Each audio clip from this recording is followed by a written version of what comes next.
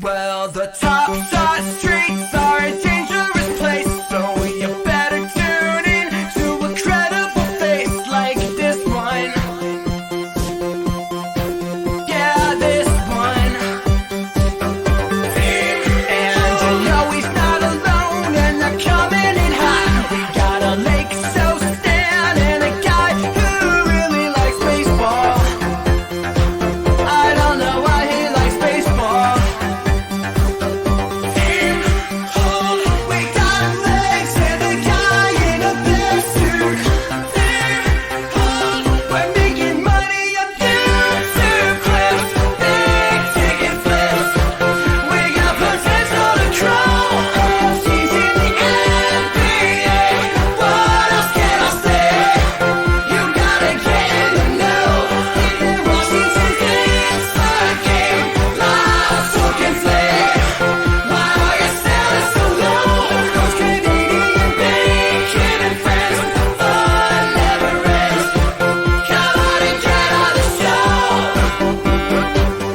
Big hole, big hole, big hole, big hole. People are freaking out enough. I know. Lose my mind. What is happening? This is the financial advice. Good morning, everybody. Apologies for yesterday. Yesterday was a little bizarre, right? The audio was working as I tested it, and then apparently we just didn't work. So you got 9 minutes of just beautiful, beautiful silence. You missed some really great jokes, some good commentary. But I hope you guys saw the Twitter thread where we broke down some of the best plays. Kind of a weird slate last night with the assist to turnover ratio. I'll be honest, I didn't even double check how most of our teams did, or how most of those plays did last night. I know I was sweating Tyus Jones early to see because he was one of the ones that projected the best. And what did he finish last night with? 6 assists and 1 turnover, it looks like. So that technically got us on pace. Sabonis, I believe, was one of the keys last night, is that he had a ton of dimes. He ended up with 12 dimes and 3 turnovers. So that would have gotten you +9. We love that.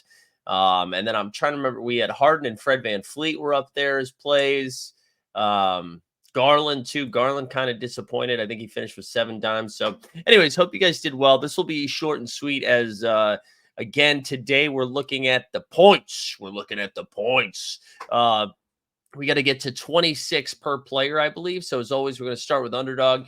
To just take a look at some of the pick'ems, some of the over/under lines that have been set. If you guys want those deeper projections, make sure you sign up for the VIP. You can find a link in the description below. We do an afternoon stream every single day. This was the projections from yesterday. That's not helpful. Shared the wrong screen. Let's go back over to underdog, see what we got cooking over here. All right, let's get into it. So let's blow this up a little bit. We have, how many games do we have tonight? I believe we have like 8 or 9. It looked like it was a small slate at first, but we got Brooklyn, Detroit, Minnesota, and Indiana, Miami and Dallas, Toronto and Phoenix, Chicago, Golden State, San Antonio, Sacramento. Wemby, I believe, was Wemby already ruled out, or he's questionable? Looks like Wemby's not going to play, actually. And then the nightcap of Boston and Denver. A couple things to note about some of these teams.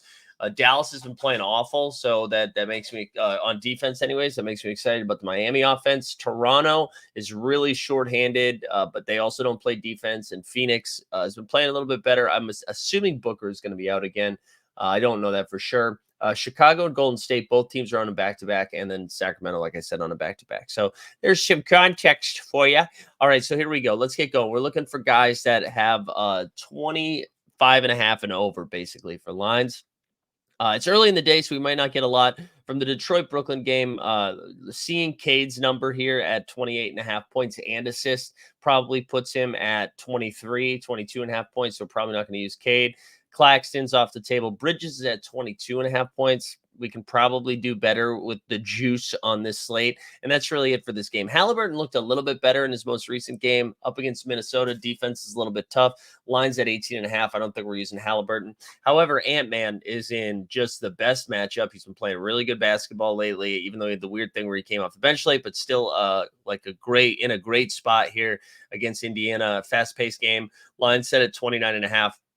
He's going to be a tier 1 play, as we've said. So put Ant-Man in the short list. Siakam's at 20.5. I actually do kind of like Siakam, but we won't use him tonight. And then that's it for that game. Luka, obviously, right? Luka's at 33.5. You can absolutely use him. What's nice is if you're using Luka, we've talked about this quite a bit, right? I think when we're trying to find like one or two like high ceiling guys every single slate, because it provides a little bit of a safety net. When you go back to the free throw one, I talked about Luka and Jimmy Butler being those guys, and you saw Jimmy go to the line like 12 times. When something like that happens, it just gives you room for some of your other guys to fail. So Luka at 33.5, giving you like an 8 or 7.5 point boost on the 26 average that you're looking for. Love that. So Jimmy is at 22.5 and Bam's at 19.5. I think I also love, like, if you're playing Luka, to pair him up with Jimmy or to pair him up with Bam, just because you're like, hey, maybe this is going to be a fast-paced, high-scoring game. One of those guys is going to get over 26.5. I think Jimmy's probably the better play. Jimmy seems to show up for these games, so I like Jimmy quite a bit. Probably wouldn't play Bam. So let's say Luka, Jimmy. Even though Jimmy's averages or over/under is below 26, I do like him. So what does that give us? Luka, Jimmy, and Ant so far for a tier 1. I think Kyrie, you put him in here as well. 25.5 points. Would love to see him be a little bit higher, but I think Kyrie should have no problem getting to the point. That's it for that game. So let's see. Kyrie, Luka. I would rank them so far: Luka, Ant-Man, Kyrie, Jimmy. That gives us 4.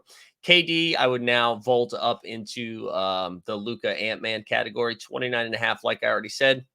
Toronto has been just dog doo on defense. Your only concern is that they just blow them out of the water. But honestly, in a blowout, KD has to get his points to get there. So I think KD is fine. I like KD a lot. You see, RJ's at 21.5. I would assume IQ is probably at 20.5, just like Bradley Beal. Yeah, we're probably only using KD in this game. Probably only using KD. I will say, if you're using somebody like Luka, you could get away with using somebody like RJ or Bradley Beal, just because of that cushion again, but it's not optimal, as the kids say. Jokic and Jamal Murray, great plays. Jokic is at 25.5, Jamal at 21.5. But that, again, Jamal, TNT games, we've talked about this. Like, he just seems to show up for these big games.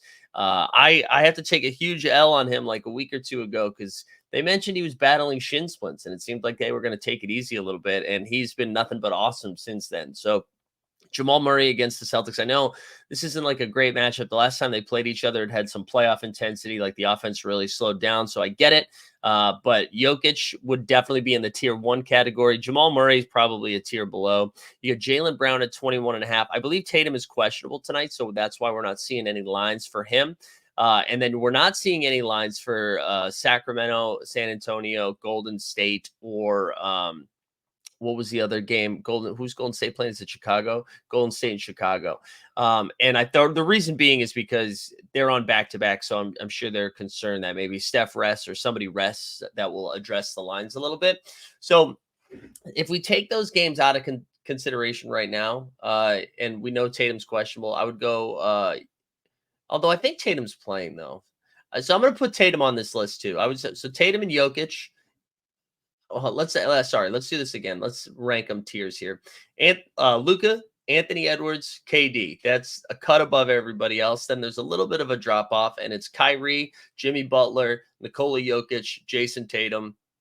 And then I'd put Fox in there too. I know Fox doesn't have a line right now. Fox is coming off a 44-point game against the Lakers last night. San Antonio, obviously a good matchup. Without Wemby, though, I wonder if this game gets out of hand quite quickly. But anyway, so that's and then obviously you could put DeRozan in this list. Steph, and this is like the tier 2 list: DeRozan, Steph, even Kobe White. Honestly, I think that does it, though. I think that does it. I'd probably avoid like teams I'm just crossing off. I'm not touching anybody from Brooklyn, Detroit, Indiana. Honestly, you probably don't need to do Toronto. I think if you are playing like Luka, KD, and Ant-Man, you could probably get away with RJ Barrett or something like that. But again, you want to just make sure you're securing the dub here. But that does it. That does it for the fast break. The first look fast break on March 7th. Hope you guys have been enjoying these. Hope these have been helpful. I hope the audio works. And then, yeah, sign up for the VIP if you haven't done that yet, so you can get the deeper analysis towards the end of the day. But best of luck. We outie. Well, the top side streets